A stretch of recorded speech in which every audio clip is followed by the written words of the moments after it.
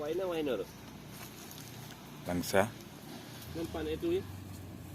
Hindi lah kering. Ini kena juga. Nggak ada dokumentasi ini. Assalamualaikum warahmatullahi wabarakatuh.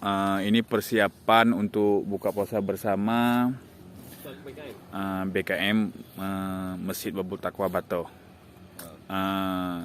Sumbangan dari siapa nih Ketua? Dari Pak Kecik. Sumbangan dari Pak Kecik Dalan untuk jemaah.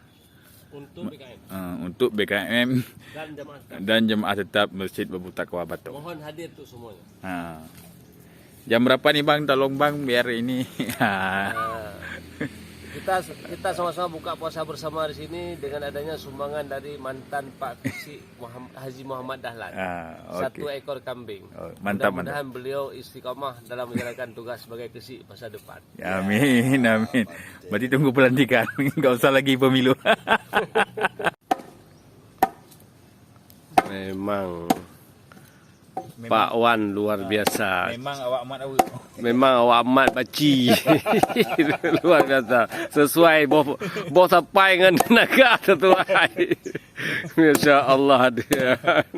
ubut hatnya. Nyonya kau buat pa kemeng karya pau dulu. Pak tu memang tukang potong luar biasa internasional. Ya, Syukri Makti. Ya, Pak tukang racik awak India he. Luar biasa ya. India India belakang. India yang sering mano dalam sungai Gangga ya. Pak Wan. Dia mau beli boleh dalam. Tak shooting leh. Shooting yang kan calon kecil 2 kali ya. Kali. Belum? Diet dong. Ini ribu. Ini dia. Kamu dan Riule kari. Calon Masjid Bato. Sumbang Masjid Bato. Kita buka warung dia dalam keluarga ya. Itu tukang laki buka warung ni mak mulia mungkin. Bagaimana lawa ya. Yang ini udah mati nak buka. Boleh pun katuk garung lah. Malam katuk garung buka. Banyak mak. Tapi itu yang mak. Banyak sana. Berorang. Ya dulu. Ya mak okey. Hari internasional. Baru. Untuk naik rumah lagi ya?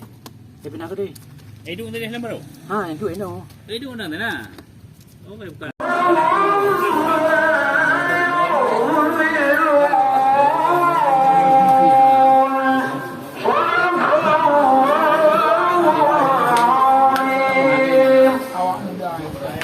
Assalamualaikum warahmatullahi wabarakatuh. Saya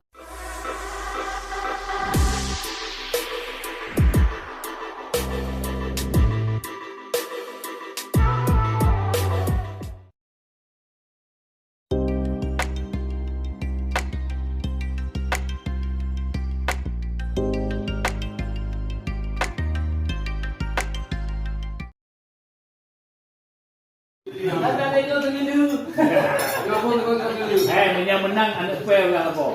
Dia orang sorti. Munyol menang. Kalau berada fair, nak fair.